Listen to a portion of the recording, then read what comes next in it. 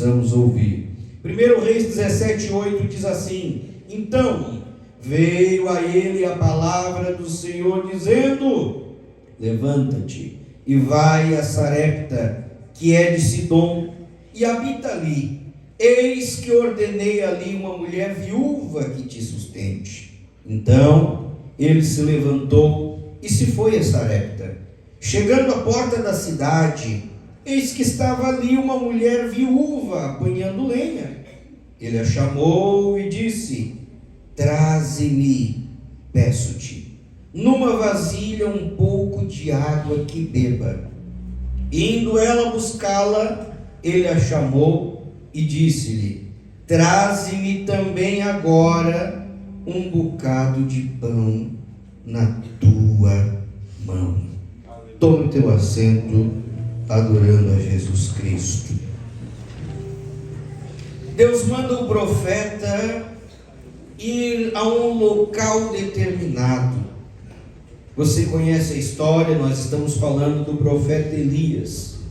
Aquele profeta que, pela sua palavra, ele determina dizendo: conforme a minha palavra.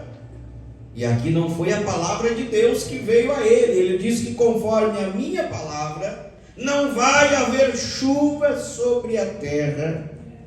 Isso não era para amaldiçoar o povo. Isso não era para demonstrar ao povo nenhum tipo de superioridade. Isso não era para desafiar o povo, mas isso era para mostrar quem era o Deus verdadeiro. E o profeta começa a se tornar conhecido perante toda a sociedade. E é gostoso que quando o homem de Deus ele vai se tornando conhecido, parece que as perseguições vão aumentando contra ele, é normal. Mas também os milagres começam a acompanhar. As pessoas começam a olhar para o homem de Deus e testemunhar dizendo: este é um verdadeiro homem de Deus. E na vida do profeta Elias não foi diferente. Por onde ele passava, as pessoas o reconheciam como homem de Deus. Mas chega diante de um cenário que o povo estava vivendo uma grande idolatria. E a idolatria, você sabe, eu estou somente trazendo aqui algumas informações do texto para que você possa entender e começar a caminhar comigo na mensagem. O profeta, ele utiliza-se da autoridade que Deus havia colocado sobre a vida dele para mostrar ao povo quem era o verdadeiro Deus. Em um dos episódios, o profeta se coloca diante de um monte, um profeta escolhido por Deus, e desafia os profetas dos outros deuses que o povo idolatrava. E você lembra da história, os profetas de Baal e de Acera foram envergonhados quando Deus manda fogo do céu. Mas eu não quero me deter aqui nas entrelinhas dos milagres que o profeta realizou. E enquanto falamos aqui que ele disse que não haveria seca, eu disse que isso não era desafiando o povo, mas isso era para que o povo conhecesse quem era o verdadeiro Deus.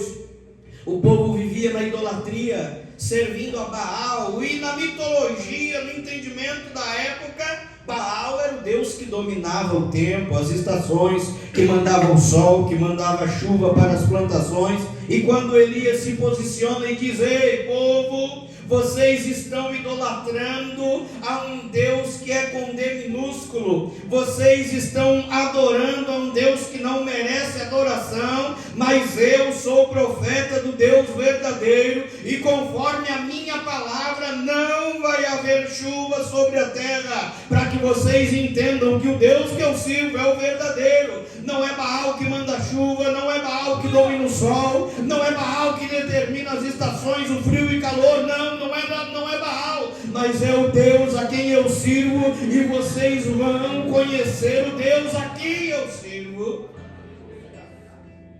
E o Elias começa essa caminhada. Só que agora imagine, o povo que vivia da plantação, o povo que vivia da agricultura, que precisava plantar para colher, para ter o sustento, Só que é engraçado que enquanto estavam na idolatria, ninguém estava bravo com Elias. Enquanto estavam adorando outros deuses, ninguém estava querendo perseguir Elias. Mas quando Elias começa a chamar a atenção do povo, dizendo: ei, nós precisamos voltar o nosso coração para Deus. Ei, entenda que quando alguém chama às vezes a nossa atenção, querendo mostrar o caminho da verdade, não é porque essa pessoa nos odeia, não é porque essa pessoa quer o nosso mal, mas quando alguém chega para você e diz: ei, larga essa vida, isso não vale a pena, ei, sai do crime, sai da droga, sai da prostituição, não é porque alguém quer uma maldade para você, mas ele está dizendo que Jesus é o caminho, a verdade e a vida, e somente ele tem esperança para a tua casa. Elias estava dizendo para o povo: vocês precisam conhecer o verdadeiro Deus.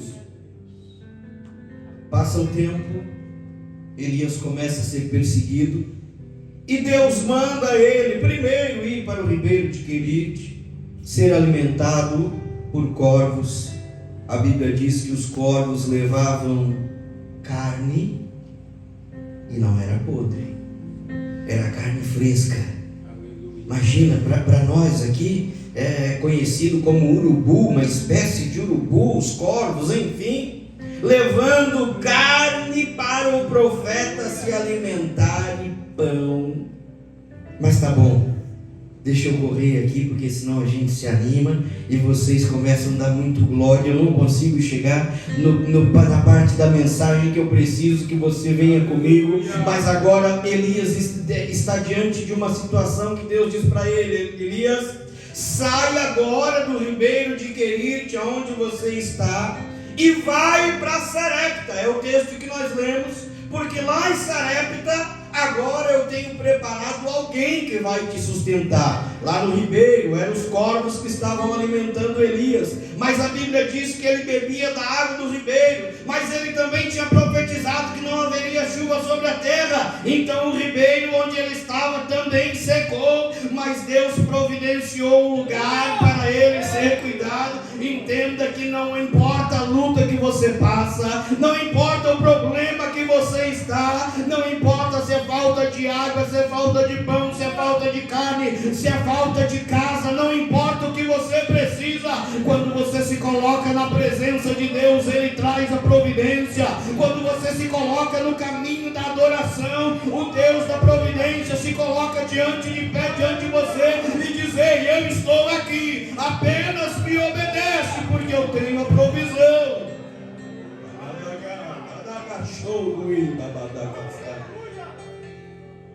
Elias, vai para Sarepta.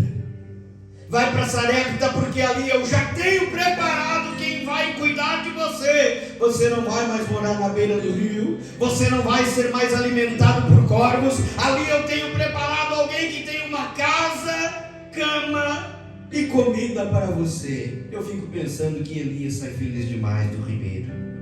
Elias, ele sai com toda alegria. Imagina, estava lá sozinho no ribeiro, em solidão, sem muitas pessoas por perto. Agora de repente Deus diz para ele: vai para Sarepta.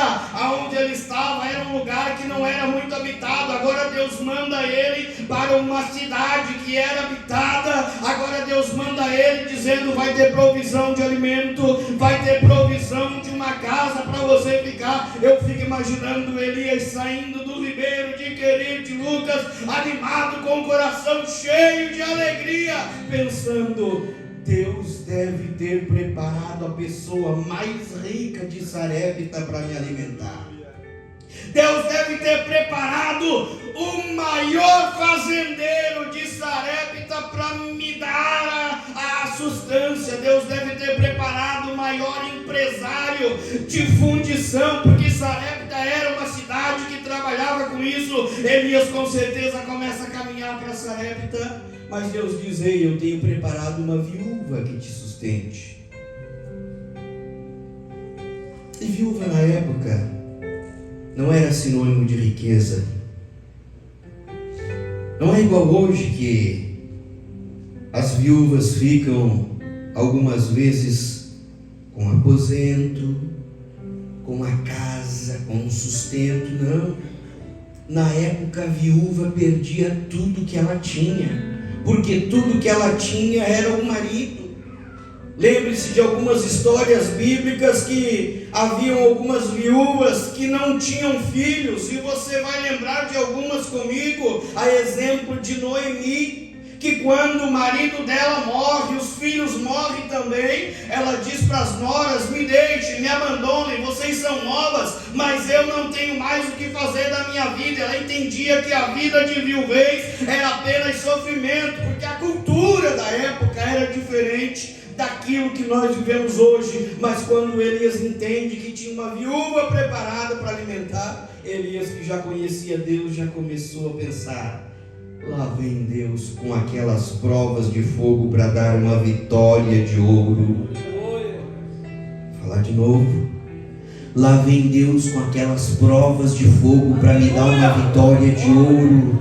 Entenda que o ouro é o que refina o fogo é o que refina o ouro, o fogo é o que purifica o ouro. Quando você vai casar, você chega lá no local onde se vendem as alianças, o ourives vai dizer para você: eu tenho essa aliança aqui, que elas são 18 quilates, ela tem um grau de purificação. Eu tenho essa outra aqui, que elas são 24 quilates, é um outro nível de purificação. Aí você fica olhando a olho nu, tudo é dourado, tudo é brilhante, tudo é bonito, mas ao olhar de quem conhece, ele sabe dar a diferença, qual é mais purificada, qual é menos purificada. Assim é Deus quando olha do céu, Ele olha para cada um de nós e Ele não vê esse rosto, Ele não vê essa aparência, Ele não vê aquilo que é externo, mas Ele olha para o coração. E eu fico imaginando Deus olhando para nós aqui essa noite e dizendo: eu estou vendo uma igreja purificada, eu estou vendo uma igreja que passa pelo fogo e é purificada, eu estou vendo uma igreja que passa pela luta e é purificada, porque o fogo traz o refinamento do ouro, e quanto mais passa pelo fogo, mais valioso o ouro fica. Aleluia! O Elias já sabia: vou passar por prova, mas vou receber uma grande vitória. Quando o profeta encontra a viúva, ele chega na cidade, na porta da cidade, e o Elias já começa, como diz o bom serrano, o pai serrano, eu sou de Criciúma, mas como diz o bom serrano, o Elias já chega lá e começa a campear aonde estava a viúva, e com certeza o Elias começa a pensar: Deus, será que é alguma dessas casas que eu estou vendo? Que quando a gente está na prova, a gente começa a imaginar o milagre de Deus. Quando a gente está na prova, a gente começa a olhar as situações, pastor Juraci, e a gente começa a dizer: será que Deus vai usar para eu chegar lá no médico e ele olhar o laudo e dizer: Juraci, está curado, não tem mais nada? Mas aí Deus pega e diz: não, o processo é outro, não vai ter a cura no laudo, vai ter a doença no laudo, vai ter o processo de passar pelo fogo, mas o fogo traz refinamento e o final é purificação. Elias começa a olhar, Elias começa a imaginar, Elias começa a pensar qual seria a casa que ele iria morar. E de repente ele viu a porta da cidade. Ele precisava entender qual era a viúva que Deus tinha preparado. E aí a Bíblia diz que o profeta encontra a viúva, e o texto que nós lemos diz que ele fala com ela e diz: me traga um pouco de água. A viúva, ao ver o profeta, vê pela vestimenta que ele é um viajante, vê pela vestimenta que ele é um profeta. Provavelmente ela toma conhecimento pela vestimenta também do próprio Elias, que era diferente. Pela vestimenta talvez ela já conhecia e sabia quem era, e quando ele pede água, a Bíblia diz que ela nem pensa, ela sai para buscar água. O Elias chega para ela e diz: ei, senhora, me dá um pouco de água. A Bíblia diz que ela não reluta em nenhum momento, ela simplesmente ouve aquele pedido e sai para buscar água. Mas enquanto ela está indo para buscar água, a Bíblia diz que o profeta faz o segundo pedido. Ele precisava saber se ela era a viúva que traria provisão para a vida dele. Afinal, Ele estava viajando, ele estava com fome e ele estava em busca de uma promessa. Oh, meu Deus do céu! Será que você está entendendo que Deus está falando com você aqui nessa noite? Que você está nessa vida numa viagem, é numa passagem que nós estamos aqui, e nessa viagem que nós estamos, muitas vezes nós estamos cansados, e nessa canseira nós procuramos um lugar para descansar, nós procuramos um lugar para ter conforto, nós procuramos um lugar para ter alegria. Muitas vezes dentro de casa está só briga, vai para o trabalho, chega lá no trabalho é desaforado, termina o horário de trabalho, está na hora de voltar para casa, mas quando saiu de casa tinha só briga, não sabe o que faz, não sabe o que fazer, não sabe quem procurar. A gente muitas vezes quer buscar um conforto em algum lugar. Assim estava Elias, viajando com fome, procurando um lugar para o seu descanso, esperando receber uma promessa. Mas eu quero ser boca de Deus para a vida de alguém aqui, e quem acredita que a promessa de Deus está de pé, a promessa de Deus vai chegar, porque Deus não é homem para que minta, Deus não é filho do homem para que se arrependa. Quando Ele fala, está falado. Quando Ele fala, Ele faz cumprir, porque o nome dEle é Jeová Jiré, o Deus Todo-Poderoso. Ele precisava fazer mais alguns testes com a viúva, e quando ela sai para buscar água, Elias faz o segundo pedido e diz: ei, viúva, já que você está indo buscar um pouco de água, me traz também um bocado de pão. Veja que ele não pede aqui nem muita coisa, um bocado de pão. Deixa eu transformar isso para um pedaço de pão. E vocês precisam ver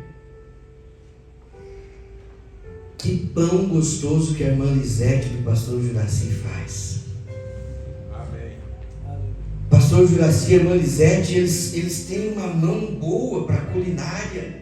E outro dia nós provamos esse pão. Não dá para comer só um pedaço.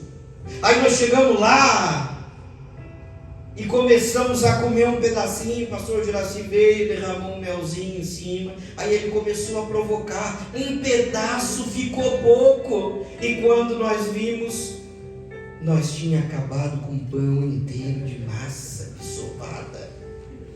Mas o profeta pede para a viúva um pedaço de pão. Olha só que interessante. Um pedaço de pão. O que é um pedaço de pão?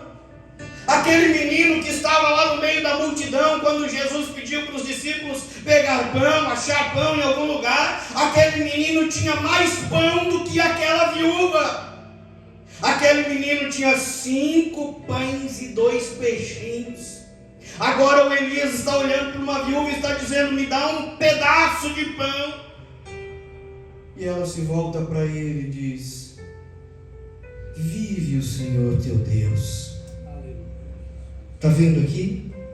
Eu estou catando alguns gravetos, pegando aqui alguns gravetos de lenha, porque eu preciso ir para casa, começar um fogo, e nesse fogo eu vou preparar o único restinho que eu tenho. Ela diz: eu não tenho pão, mas eu tenho um único restinho de farinha, eu tenho um único restinho de azeite, e eu estou aqui pegando esses gravetos para ir preparar o último pão, porque eu e meu filho vamos correr e depois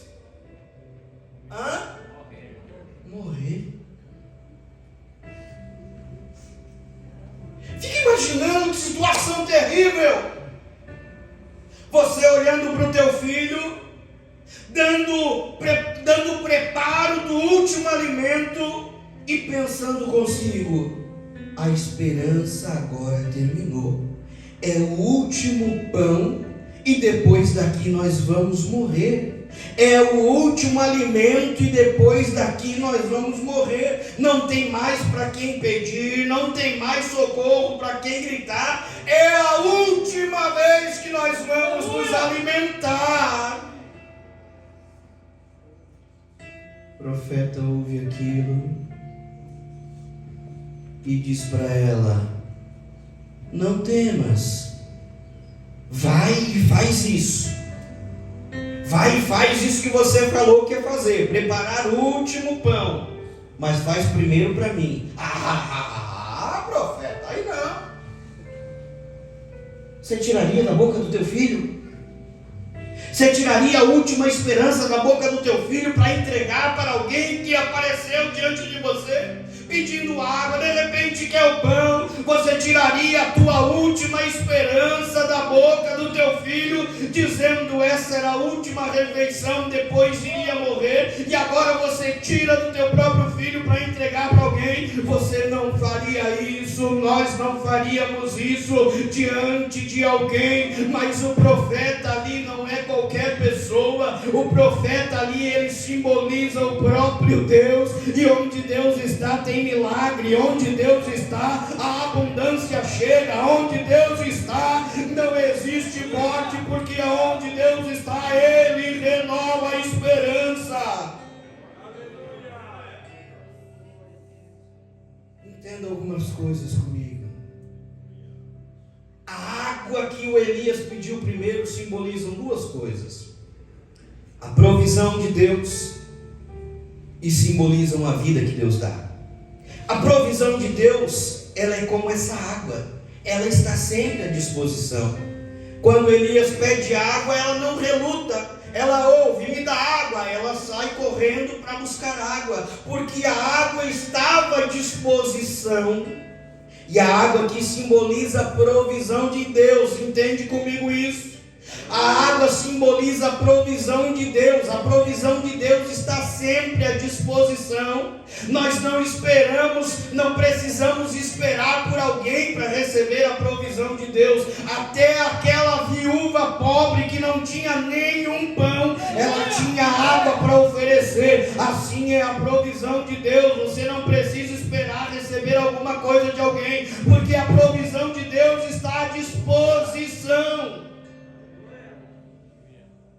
Mas a água também simboliza a vida que Deus nos dá. Quem é que te deu a vida que você tem? Pastor, foi meu pai e minha mãe. Mas e se Deus não quisesse que aquele feto tivesse sido gerado no ventre, você não estaria aqui? Se Deus não quisesse que aquela criança fosse gerada no ventre, você não estaria aqui? A vida é Deus quem dá. Então essa água em abundância, ela simboliza a provisão de Deus que está sempre à disposição, mas ela simboliza também a nossa vida que recebemos de Deus. Recebemos de graça, recebemos sem nada dar em troca. Deus simplesmente nos dá uma vida para vivermos na sua provisão. Agora o problema é quando nós pegamos essa vida que Deus nos dá e não vamos ao encontro da provisão de Deus. Começamos a bater em portas erradas, começamos a andar em caminhos tortuosos, aí a vida começa a dar tudo errado, a vida começa a andar para trás, como a gente diz. Mas o Senhor está dizendo para você: não precisa mais andar no meio da luta, não precisa mais andar no meio do problema de cabeça baixa, porque eu sou o Deus da provisão. E se você buscar a provisão está como água à disposição. Agora o pão não. O pão significa o sustento físico para a vida diária, natural. Sem pão ninguém vive, sem alimento ninguém vive. Mas o pão neste ato também significa fé, porque a viúva tinha o último pão para comer. Ela diz: eu vou comer o último pão e vou esperar a morte chegar. Se ela não comesse aquele último pão, a morte chegaria mais rápido.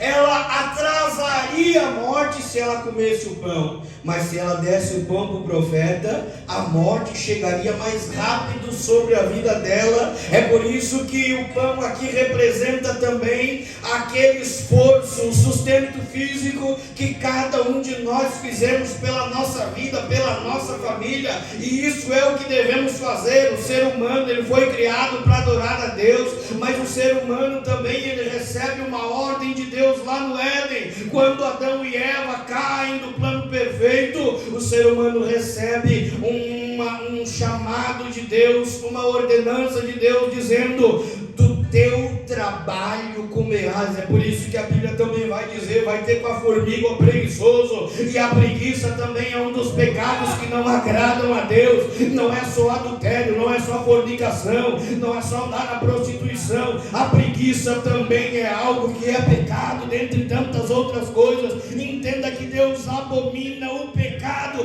e muitas vezes a gente fica olhando para os outros, apontando o dedo para alguém e esquecendo-nos que o pecado está à porta e bate, querendo entrar, querendo tragar, querendo tirar as expectativas da nossa vida. Mas o pão aqui neste ato representa então o sustento físico e a fé. A fé é aquilo que nós empenhamos diante de Deus. Agora imagine você, a viúva preparando o último pão lá na panela, mexendo aquele pouquinho de farinha, mexendo aquele pouquinho de azeite, preparando o último pão e pensando, de manhã quando eu acordei eu pensei, hoje eu e meu filho vamos comer. Talvez ela pensou, vou fazer uma cerimônia de despedida de vida, quando for comer esse pão com meu filho, vou dizer algumas palavras bonitas, dizendo, filho, eu sempre te amei, filho, eu sempre quis o teu melhor, mas aqui está o nosso último pão, porque depois disso nós não vamos ter mais o que comer. Mas agora está a viúva preparando o último pão e pensando, não vou nem poder comer esse último pão, porque vou entregar este pão para o profeta. Quem sabe você está numa situação parecida, Deus está relutando com você. Quem sabe Deus está pedindo para você fazer alguma coisa, Deus está pedindo para você entregar algo que você não tem entregado, e você tem relutado com Deus e tem dito, mas Deus, isso é tudo que eu tenho, isso é tudo que eu preciso para viver. Mas Deus está dizendo para você, empenhe aquilo que você tem com fé, porque eu sou Deus da provisão, que visito a casa de quem tem fé. A viúva prepara o bolo, a viúva entrega para o profeta, mas o profeta disse algo para ela.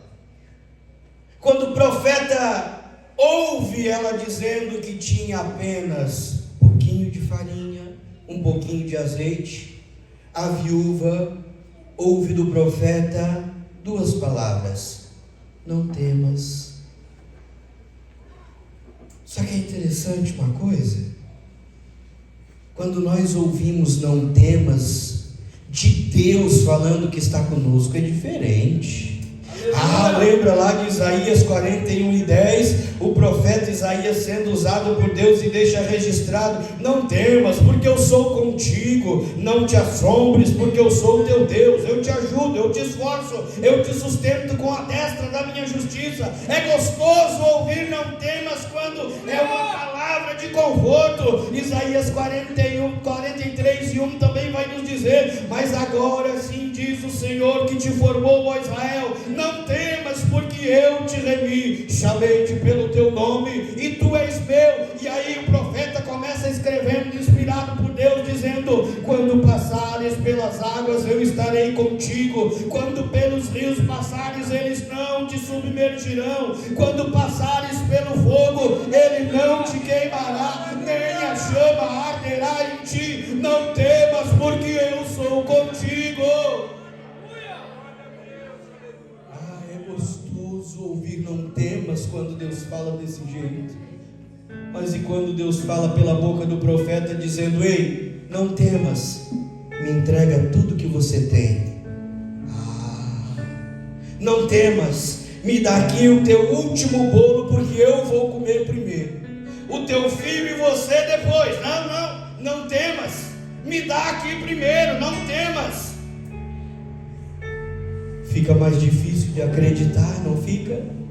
Fica mais difícil de a gente viver esse milagre, porque nós temos que empenhar a nossa fé para fazer isso acontecer. Mas o Senhor está dizendo para você: não te preocupa com o amanhã, não te preocupa preocupa com o que vai acontecer, não te preocupa com aquilo que é racional, apenas entrega o que você tem para Deus e diga: eu não vou temer, porque é Deus que está pedindo. Se é Ele que está pedindo, Ele me dá a garantia de cuidar de mim.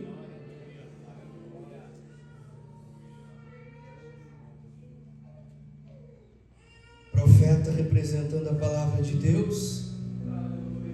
E aqui o termo original em hebraico, profeta, significa alguém que fala em nome de Deus. Quantas vezes você já ouviu alguém falar em nome de Deus? Quantas vezes você já ouviu alguém dizer algo para você em nome de Deus e o teu coração se alegra? Deus falou comigo, diz que tem uma promessa. Deus falou comigo, diz que tem grandes coisas. Deus falou comigo, diz que o meu futuro é brilhante. Mas e quando Deus fala dizendo para você empenhar a tua fé, porque Ele quer te abençoar mais? A gente precisa viver a realidade daquilo que a Bíblia diz que é a fé. E a Bíblia diz que a fé é o firme fundamento das coisas que se esperam. Como que eu vou ter o fundamento de algo que eu não vejo, de algo que eu não espero? Isso é fé. Isso é você pegar o último pão e entregar para o profeta, dizendo: ei profeta, eu sei que você é boca de Deus, eu sei que você é resposta de oração. Hoje a morte ia chegar na minha casa, era o último pão, mas Deus te visita com a vida, te dando a oportunidade de empenhar a tua fé. Se a razão diz que ela iria morrer antes por entregar o pão, a fé diria que ela teria possibilidade de viver um sobrenatural que ela não imaginava. Ela tinha uma certeza: isso aqui é lindo demais.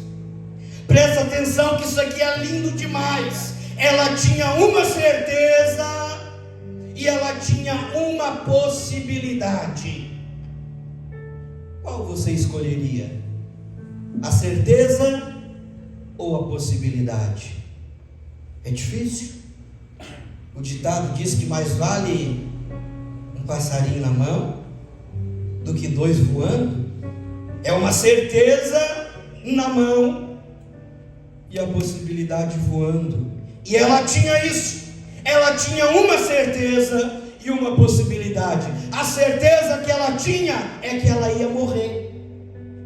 A certeza que ela tinha é que era o último pão. Depois daquilo ela ia morrer. Era a certeza. E a possibilidade? A possibilidade é que se ela entregasse, aleluia, aquilo que era para o profeta, aquilo que era de Deus, ela tinha possibilidade de continuar vivendo. Mas a possibilidade testa a nossa fé. Entenda, isso é lindo demais. Deus testa a tua fé para te abençoar mais. Deus testa a tua fé para fazer você viver milagre. Deus testa a tua fé para fazer você ter testemunho para contar. Aliás, você precisa contar aquele testemunho. Precisa contar aquele testemunho, Sueli. É muito forte. Precisa contar, porque só vive milagre quem tem coragem para empenhar o pão. Só vive milagre quem tem coragem para empenhar o pão. A razão dizia que ela morria, a fé dizia: você pode viver. Mas aí a gente fica pensando: será que eu troco essa certeza por aquilo que pode acontecer? Será que Deus realmente está se importando comigo? Aí eu me lembro aquilo que o profeta Isaías também deixa registrado, dizendo: porque os meus pensamentos não são os vossos pensamentos, nem os meus caminhos são os vossos caminhos. E o profeta continua escrevendo, dizendo: porque assim como os céus são mais altos que a terra, assim são os meus caminhos mais altos que os vossos caminhos. E Deus termina dizendo: e assim são os meus pensamentos muito mais alto do que os vossos pensamentos. Deus não quer ver você morto. Deus não quer ver a tua história terminada. Deus não quer último pão com seu filho e morreu. Mas Deus quer que a tua história seja conhecida de alguém que viveu milagres e que a tua história serviu de testemunho para vidas serem abençoadas. Estou encerrando. A promessa é só para quem deseja viver pela fé. Se eu te perguntasse aqui, quantas pessoas você conhece que pregam bem, que cantam bem, que tinham promessas e que hoje estão desviados? Você me faria uma lista, eu te faria 2 listas, e nós teríamos muitas pessoas para lembrar e dizer: oh, que saudade de ouvir os hinos que aquele irmão cantava, que saudade de ouvir aquelas pregações. Eu tenho algumas pessoas que convivi, que foram obreiros usados por Deus, grandes pregadores, dirigentes de congregação, autores de hino, pessoas têm hinos dessa pessoa gravado, foram abençoados por muitos anos, mas de repente deixou de viver pela fé e começou a andar por si mesmo. Hoje vive uma vida sem graça, vive uma vida desgarrada, vive uma vida longe do Senhor. E às vezes eu fico lembrando de alguns hinos que o Edivaldo cantava e fico dizendo: meu Deus, como era lindo ouvir o Edivaldo cantar, como era lindo ouvir ele pregar. Mas hoje está desviado, hoje está longe do caminho do Senhor. Quem sabe você conhece muita gente assim também. São pessoas que infelizmente não conseguiram viver pela fé, mas o Senhor te trouxe aqui nessa noite para dizer para você: não desiste, não desiste, não desiste, não para, não retrocede, porque eu tenho pão em abundância para a tua vida.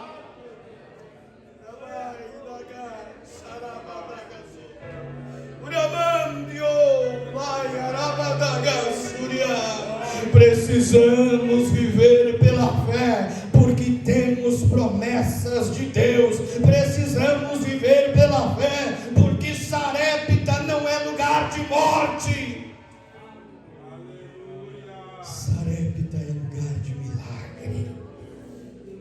Sarepta é lugar onde o ouro é refinado pelo fogo. Sarepta é o lugar onde Deus encontra a viúva que iria morrer. Pega a viúva que não tinha nenhum pão e diz para ela: alimenta o meu servo. Mas como se eu não tenho nenhum pão? Através da fé. Aí a Bíblia vai dizer na sequência do texto, fica de pé comigo, a Bíblia vai dizer na sequência do texto que a casa daquela viúva, ela, o filho dela e o profeta foram alimentados por muitos dias através daquela atitude de fé.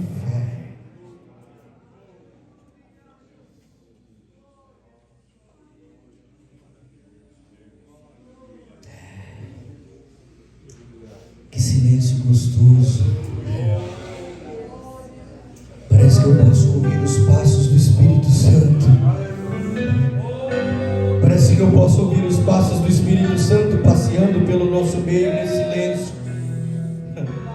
Parece que eu posso ouvir os passos do Espírito Santo passando por entre os bancos, tocando em pessoas e dizendo: ei, lembra da promessa? Ei, lembra da promessa? Ei, lembra da promessa? Ei, lembra da promessa? Parece que eu vejo o Espírito Santo passeando por aqui dizendo: ei, obreiro, lembra da promessa quando eu te chamei? Lembra da promessa quando eu te escolhi? Parece que eu vejo o Espírito Santo passeando aqui entre nós nessa noite, tocando em cada coração e dizendo: ei, lembra que eu te chamei para viver milagre? Entrega aquilo que é pão, entrega aquilo que é o teu último pão, coloca diante do altar de Deus, porque tem milagre de Deus para você desfrutar.